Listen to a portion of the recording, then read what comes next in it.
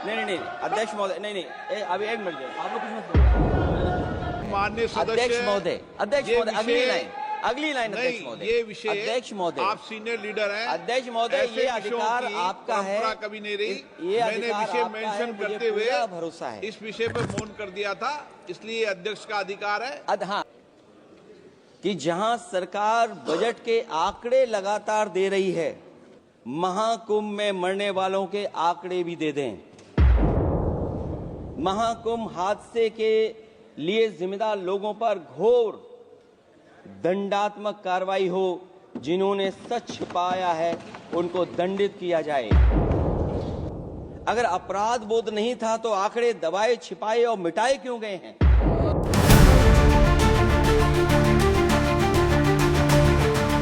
अध्यक्ष महोदय, मैं आपका धन्यवाद देता हूं कि आपने मुझे महामहिम राष्ट्रपति जी के अभिभाषण पे बोलने का मुझे समय दिया है। अध्यक्ष जी, मैं सबसे पहले आपका अभिनंदन एवं अभिवादन करते हुए आग्रह करना चाहूँगा कि मुझे बोलने के लिए जो समय दिया है, मैं उसमें से 2 मिनट का समय महाकुंभ हादसे का शिकार लोगों की आत्मा की शांति के लिए खड़े होकर के मौन रखना चाहूँगा। अगर किसी अन्य को भी सच्चे मन से मृतकों के प्रति सच्चा भाव है तो वो भी हमारे सांसदों के साथ खड़ा होकर के ये मौन श्रद्धांजलि अर्पित कर सकता है। माननीय सदस्य, अध्यक्ष महोदय, अगली लाइन अध्यक्ष महोदय, ये विषय अध्यक्ष महोदय, आप सीनियर लीडर हैं। अध्यक्ष महोदय, ये अधिकार आपका है, कभी नहीं रही। ये मैंने विषय मेंशन करते हुए भरोसा है, इस विषय पर मौन कर दिया था, इसलिए अध्यक्ष का अधिकार है। हाँ, मैं वही अध्यक्ष महोदय, ये जो बात मैं शुरू कर रहा हूं, जहां मैंने मौन 2 मिनट के लिए श्रद्धांजलि की बात की है, ये अधिकार मेरा नहीं है अध्यक्ष महोदय, ये अधिकार आपका है। मुझे पूरा भरोसा है आप पर कि जब अभिभाषण की चर्चा खत्म हो रही होगी उस समय 2 मिनट का मौन श्रद्धांजलि जरूर दी जाए जो श्रद्धालुओं की जान गई है। नहीं, अध्यक्ष महोदय, नहीं, अभी एक मिनट आप लोग कुछ मत बोलिए। नहीं, कुछ नहीं। अध्यक्ष महोदय, अभी तो अध्यक्ष महोदय मैंने बात शुरू नहीं की है, और जिन लोगों को तकलीफ है और जिनको दुख होना चाहिए उनके बारे में मैं, हालांकि वो बाद में कहना चाहता था महाकुंभ के बारे में, लेकिन अध्यक्ष महोदय क्योंकि बहुत सारे माननीय सदस्य ये सुन नहीं सकते हैं, इसलिए मैं बात वहीं से शुरू करता हूं। आप देश के परम अभिभावक होने के नाते हमारा आपसे अनुरोध है कि जहां सरकार बजट के आंकड़े लगातार दे रही है, और जब मैंने अभिभाषण पढ़ा अध्यक्ष महोदय, बहुत सारे आंकड़े सरकार ने दिए हैं।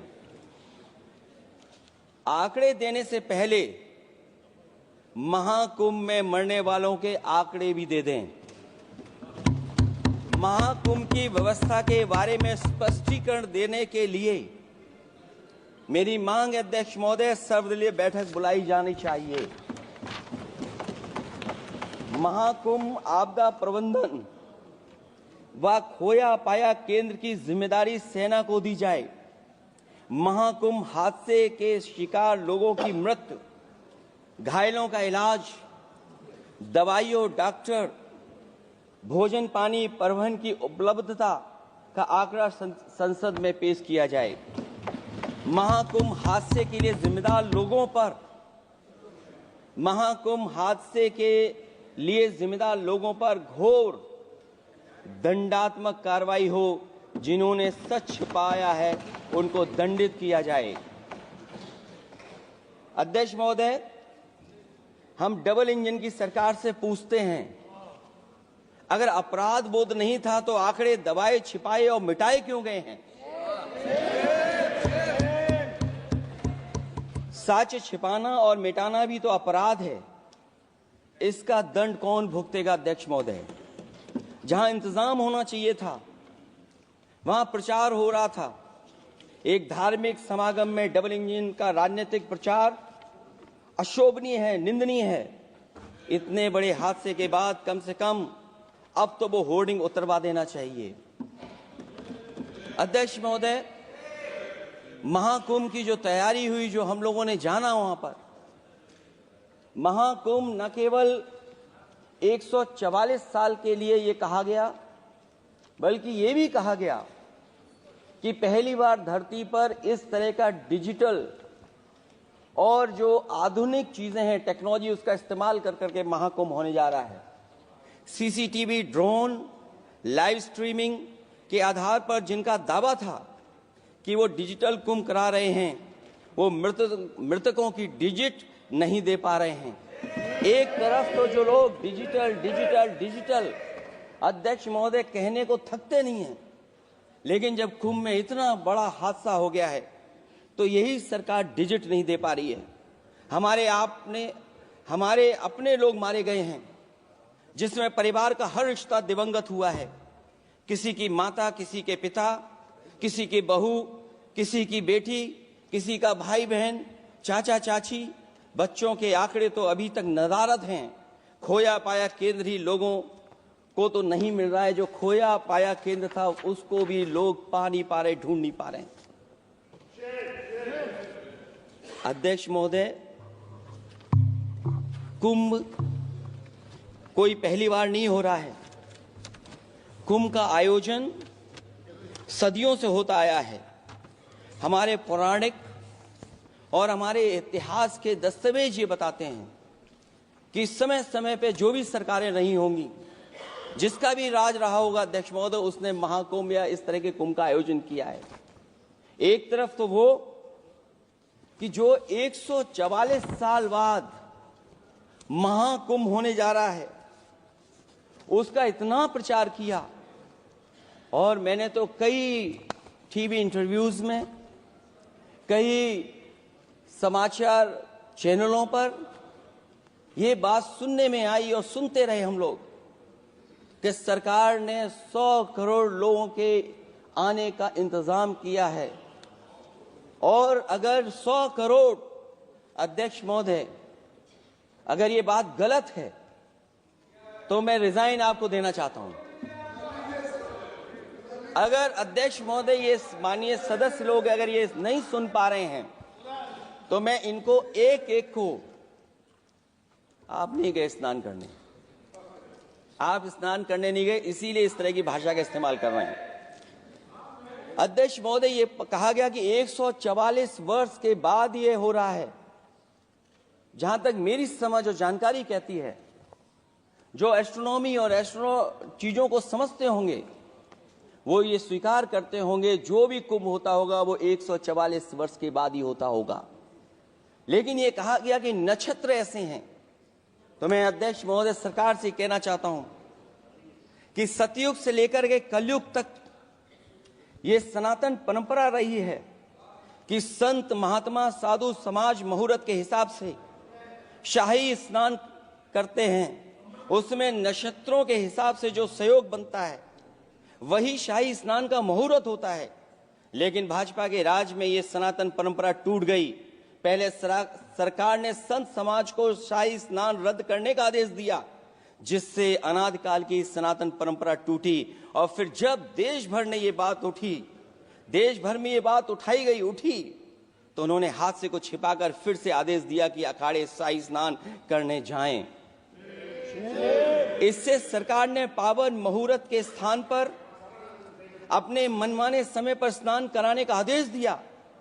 बात उस दिन या तिथि की नहीं होती है, बल्कि निश्चित मुहूर्त काल की होती है। ये सनातन परंपरा तोड़कर इन लोगों ने अच्छा नहीं किया। और ये क्या परंपरा टूटी है कि नहीं टूटी है, मैं समझता हूं अध्यक्ष महोदय मुझसे बेहतर सामने वाले ज्यादा जानते होंगे इसके बारे में। और जो लोग, अध्यक्ष महोदय, जो हम लोगों ने देखा वहां पर लोग पुण्य कमाने आए थे और अपनों के शव लेकर के गए हैं। चमत्कारी करिश्मा तो ये हुआ है, श्रद्धालुओं के शव मिल गए थे, पर सरकार स्नान करने वाले मरने वालों की बात स्वीकार नहीं कर रही थी।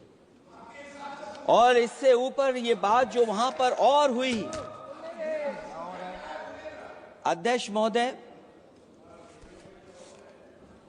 जब ये जानकारी हो गई कि कुछ लोगों की जान चली गई, लाशें हैं जो मोर्चरी में पड़ी हैं, अस्पताल में पड़ी हैं, उसके बाद सोचिए सरकार क्या कर रही है।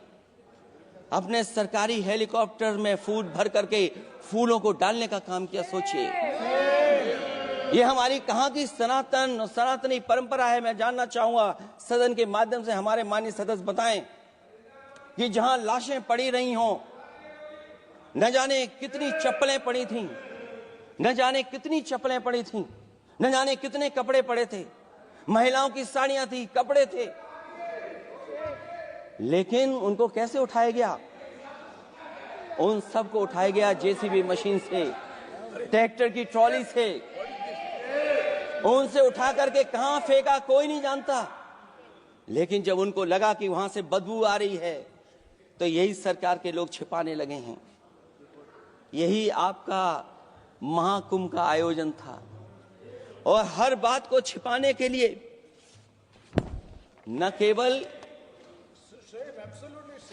केवल ये लोग मीडिया का सहारा ले रहे हैं, मीडिया का सहारा लेते लेते सुनने में आया है कुछ दबाव और कुछ स्वीटनर भी दिए जा रहे हैं जिससे उनकी खबरें बाहर ना आ जाएं।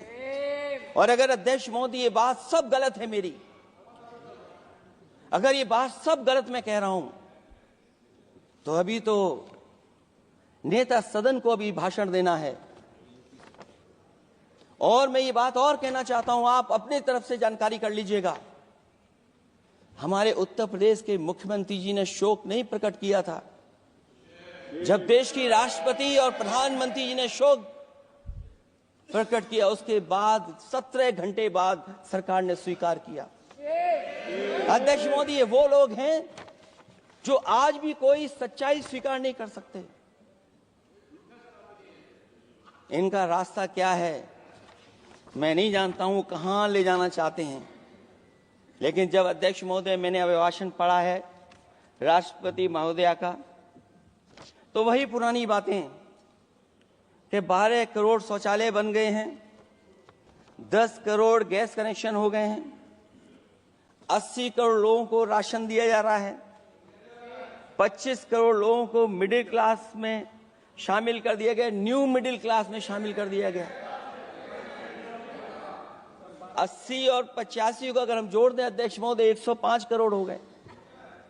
बच्चों को और जोड़ दें तो सरकार अध्यक्ष महोदय किसके लिए काम कर रही है? किसके लिए काम कर रही है? अगर 80 को राशन दें, 25 को न्यू मिडिल क्लास में जोड़ दें, 105 करोड़ हो गए। और जो बाकी बचे हैं हमारे देश की आबादी, जिसको 140 करोड़ बता रहे हैं, उसमें कम से कम बच्चे कुछ तो संख्या होगी, आधी आबादी की संख्या होगी। अगर उसको हम बाहर निकालें तो आगे आज सरकार किसके लिए काम कर रही है? वही बात पुरानी सुनने को मिलती है कि राष्ट्रीय मिलिट्री स्कूल बन गए हैं, राष्ट्रीय मिलिट्री स्कूल जिनमें बालिकाओं की भर्ती शुरू हो गई है। अध्यक्ष महोदय, ये एक बता दें जो नया इन्होंने 10 साल के अंदर राष्ट्रीय मिलिट्री स्कूल खोला हो। और कंफ्यूज मत होना, राष्ट्रीय मिलिट्री स्कूल कौन से होते हैं, सैनिक स्कूल कौन से होते हैं, ये कंफ्यूज मत होना। 10 साल में सोचिए अध्यक्ष महोदय, एक भी नया राष्ट्रीय मिलिट्री स्कूल नहीं खोला है। अगर खोला हो तो सरकार जरूर बताए। जो लोग कहते हैं हम ईज ऑफ डूइंग रिसर्च कर रहे हैं, अध्यक्ष महोदय, इनकी ईज ऑफ डूइंग रिसर्च हमने देखी है। इनकी ईज ऑफ डूइंग रिसर्च अपनी इमेज चमकाने के लिए और दूसरे की इमेज बर्बाद करने के लिए ईज ऑफ डूइंग रिसर्च चल रही है। ईज ऑफ डूइंग बिजनेस मैं देखता हूं, जहां कहीं भी इन्वेस्टमेंट मीट होती है, देश के सभी मंत्री वहां पहुंच जाते हैं, सरकार के मुखिया भी जाते हैं वहां। मुझे याद है उत्तर प्रदेश में सबसे बड़ा आयोजन हुआ था इन्वेस्टमेंट मीट का। न केवल इन्वेस्टमेंट मीट इन्वेस्टर्स को बुलाया गया था, बल्कि डिफेंस एक्सपो के भी कार्यक्रम कई हुए थे। और अध्यक्ष महोदय, भरोसा ये दिलाया गया था कि जो एमओयू हो रहे हैं 40 लाख करोड़ के, उसको जमीन पर उतार लिया जाएगा। मैं इन्हीं डबल इंजन की सरकार से जानना चाहता हूं कि जो 40 लाख करोड़ के एमओयू हुए, उसमें कितना जमीन पर यह सरकार उतार पाई है। कहीं ऐसा तो नहीं है कि सरकार के डबल इंजन आपस में ही टकरा रहे हों। अब तो जो खबरें हम लोग पढ़ते हैं, न केवल इंजन टकरा रहे हैं अध्यक्ष महोदय, अब तो डब्बे भी टकराने लगे हैं। सुना है क्योंकि दिल्ली में चुनाव है, आप इंजीनियर की डब्बा हैं। ये हमारे पुराने माननीय सदस्य हैं, आप हम एक हैं, बस जगह अलग बदल गई। जिस विभाग के मंत्री हैं वो हमारा ही काम है, आप लोग अच्छा नहीं कर रहे हैं। अध्यक्ष महोदय, दिल्ली का चुनाव है तो मैंने राष्ट्रपति जी के अभिभाषण में सुना कि यहां पर मेट्रो की जो दूरी है वो दुगनी कर दी गई है, पटरी दुगनी कर दी गई है, एक्सपेंशन हो गया है इतना। अध्यक्ष महोदय, मैं स्वीकार करता हूं दिल्ली का चुनाव है, एक्सपेंशन की बात करेंगे, लेकिन कभी आपने क्यूटो का नाम सुना है? आपने वेनिस का नाम सुना है?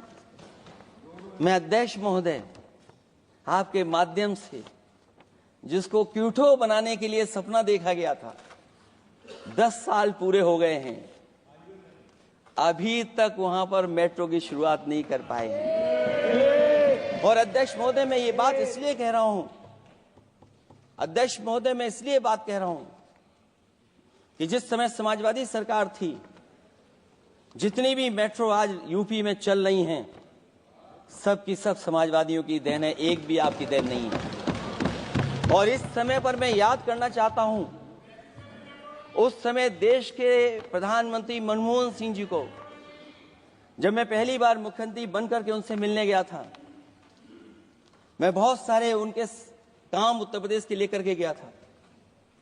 आज वो हमारे बीच नहीं हैं, लेकिन कम से कम उन्हें इसी बात से याद कर रहे हैं, जो जो मैंने काम उस समय दिए थे, एक एक काम उस समय के प्रधानमंत्री जी ने मेरा पूरा कर करके, और उसका परिणाम ये हुआ है अध्यक्ष महोदय, और उसका परिणाम ये हुआ है कि आज उत्तर प्रदेश में जितनी भी मेट्रो चल रही है, चाहे वो लखनऊ की हो, कानपुर की हो, आगरा की हो, नोएडा की हो, ग्रेटर नोएडा को जोड़ रही हो, दिल्ली को जोड़ रही हो।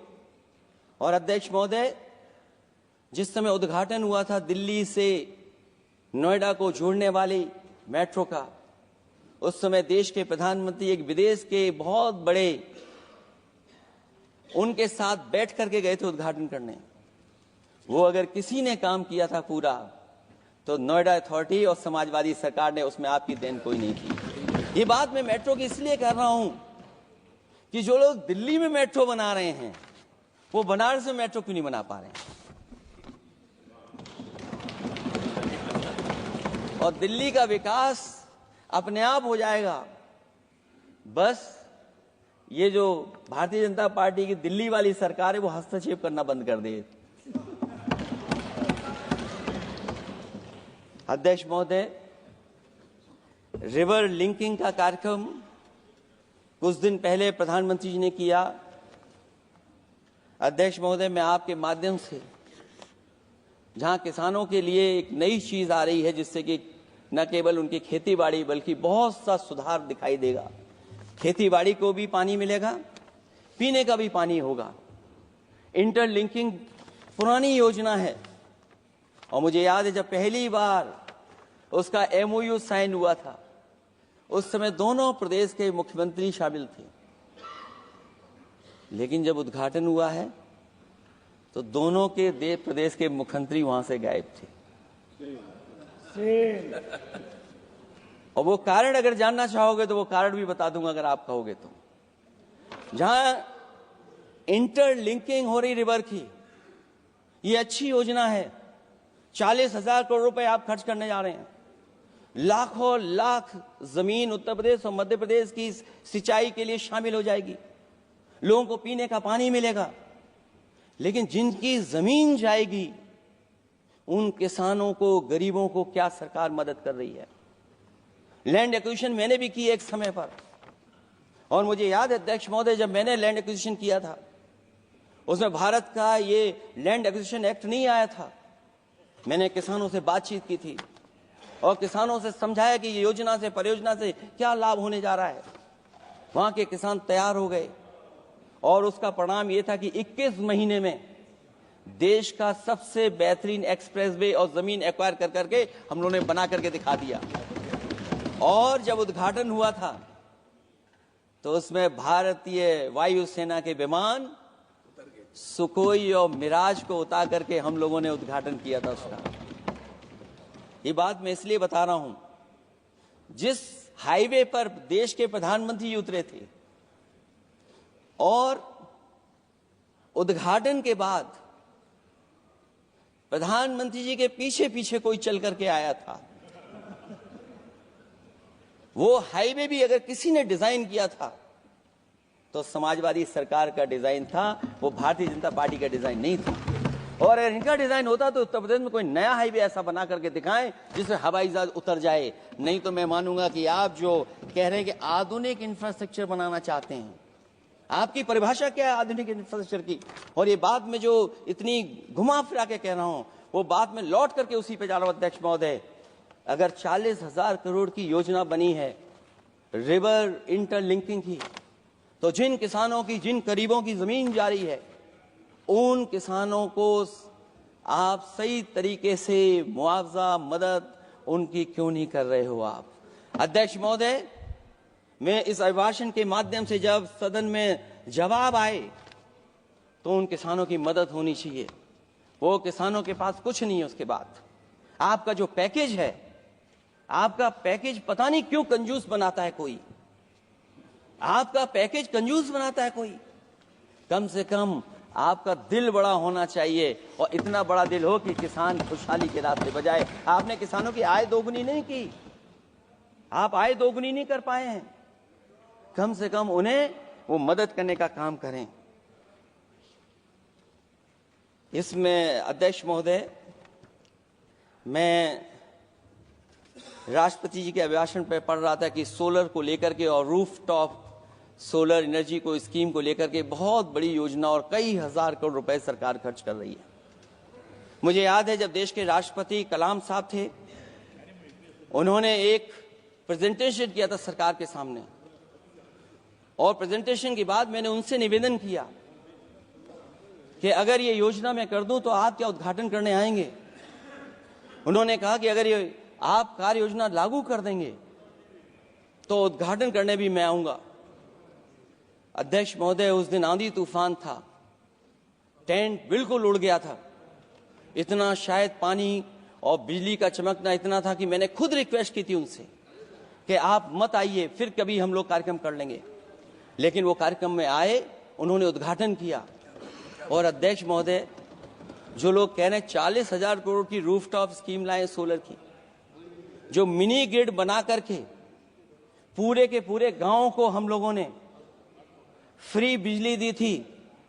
फ्री बिजली उनको मिलती थी 24 घंटे, उनकी चक्की चलती थी, उनका सिंचाई का पानी का इंतजाम होता था।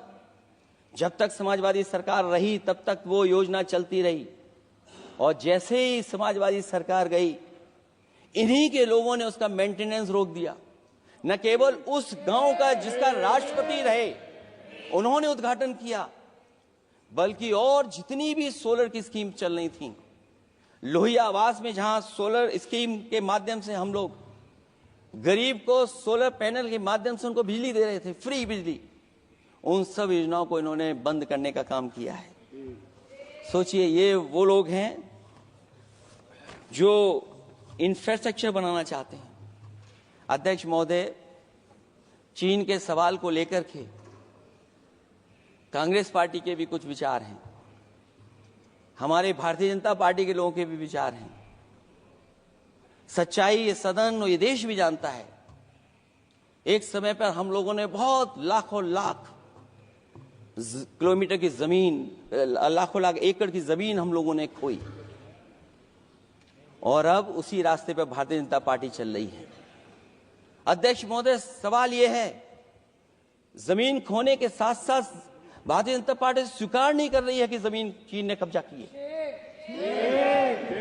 और ये बात अगर हम लोग कह रहे हैं तो जो अखबारों में खबरें निकलती हैं, टीवी पे कभी कभी खबरें आती हैं, अध्यक्ष महोदय सरकार को कहिए कि ऐसे चैनल, ऐसे अखबारों पे FIR लिखा करके उन्हें जेल भेज दो, क्योंकि कुंभ की जो खबर चलाना चाहते थे, कुंभ की जो खबर देना चाहते थे, उन कुछ साथियों पे आपने FIR लिखा दी है। अगर कुंभ पर सच्ची खबर दिखाने वालों पे आप FIR लिखा सकते हैं, तो फिर चीन की खबर, जो खबर चला रहे हैं, उस पर भी आपको FIR लिखानी चाहिए। दूसरा, हमारा एक जाति जनगणना का मसला बहुत पुराना है, ये कोई नया नहीं है। आरक्षण के सवाल पर इस देश में दक्षिण भारत से लेकर के उत्तर भारत में और देश में जगह जगह पर बहुत सारे नेता ऐसे रहे जो आज हमारे बीच नहीं हैं, जिनकी वजह से हम आज उस आंदोलन को आगे ले जा रहे हैं। बाबा साहब भीमराव अम्बेडकर जी का जो संविधान है, उसके तहत जो हमें हक अधिकार मिले हैं, आरक्षण की व्यवस्था है, उस व्यवस्था को और मजबूत बनाने के लिए जाति जनगणना होना चाहिए। उसके पक्ष में अब तो कांग्रेस पार्टी भी है। एक समय था जब कांग्रेस पार्टी उस पक्ष में नहीं थी। और अध्यक्ष महोदय, मैं बड़ी जिम्मेदारी के साथ कहना चाहता हूं, अगर उसी समय कांग्रेस पार्टी भी पक्ष में होती तो आज हमें आपके सामने खड़ा नहीं होना पता, मांगना नहीं पड़ता जाति जनगणना। लेकिन अध्यक्ष महोदय, मैं अपने कांग्रेस पार्टी के साथियों से भी कहना चाहूंगा, अध्यक्ष महोदय, मैं कांग्रेस पार्टी के साथियों से भी कहना चाहता हूं, हम आपके साथी हैं और इस मुद्दे पे तो हम आपके साथ और आपके आगे भी चल करके आपका साथ दे देंगे। अब जाति जनगणना को कोई नहीं रोक सकता है। एक दिन ऐसा आएगा अध्यक्ष महोदय, एक दिन ऐसा आएगा, कोई टकरार नहीं है, आपके इंजन जैसे नहीं है।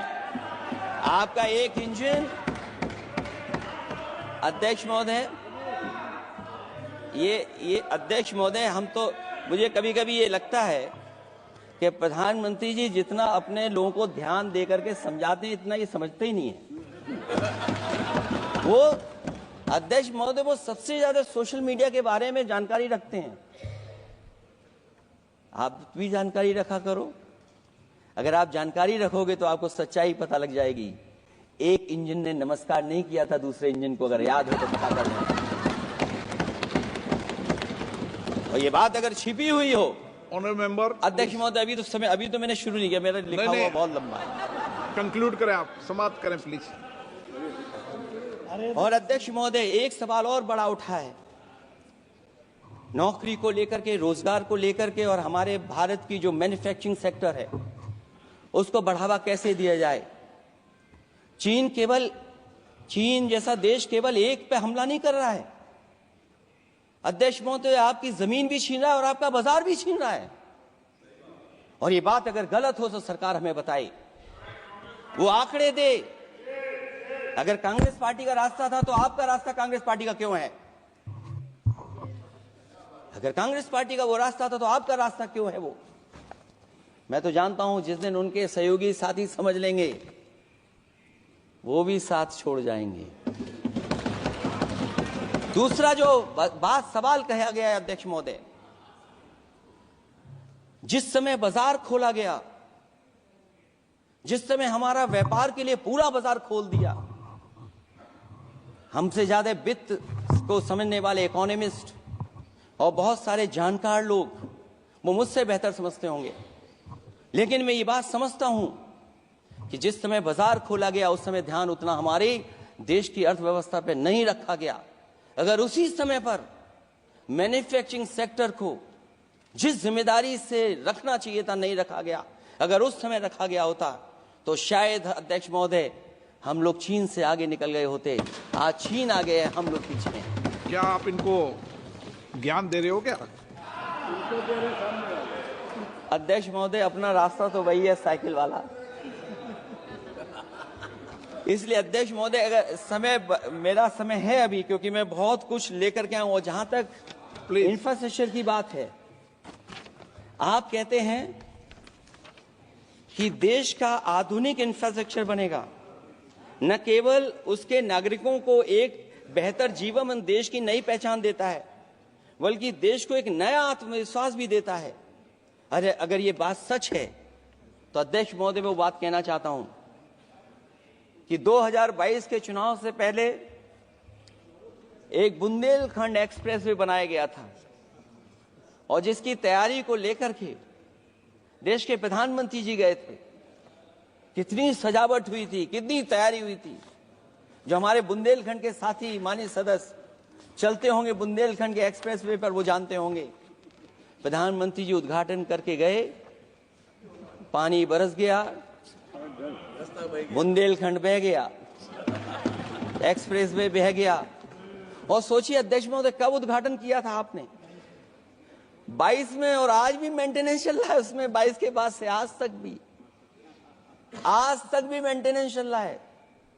और कहीं अगर आपने जो गाड़ियां बाजार में ला दी हैं, जो बाजार में आजकल अध्यक्ष महोदय जो गाड़ियां आ गई हैं, अगर वो कहीं अपनी रफ्तार से चलेंगी तो या तो पेट दर्द होगा या कमर का दर्द होगा, दोनों में से एक के लिए तो इलाज जाना ही पड़ेगा। और वो कितने हजार करोड़ का बना? 14,000 करोड़ का। इसी तरह गोरखपुर लिंक एक्सप्रेसवे यूपी में 91 किलोमीटर। जो हमारे रोड की जानकारी रखते होंगे, एनएचआई की जानकारी रखते होंगे, वो जानते होंगे कि गोरखपुर लिंक जो 2022 में शुरू हो जाना चाहिए था, वो अभी तक शुरू नहीं हो पाया। वो 91 किलोमीटर का 7,283 करोड़ का बन रहा है। जो पूर्वांचल एक्सप्रेस वे, कभी समाजवादी सरकार ने उसको डिजाइन किया, उसको सब कुछ आगे बढ़ाया, वो 340 किलोमीटर का 22,000 करोड़ के लगभग का बना है। लेकिन जहां तक मैं बना करके छोड़ गया, वहां से आगे नहीं बढ़ा। और अगर वो बढ़ गया होता तो बिहार और बंगाल के लोगों के लिए बहुत रास्ता आसान हो जाता। इसी तरह एक गंगा एक्सप्रेसवे बन रहा है, जिसके बारे में सरकार ने ये कहा कि हम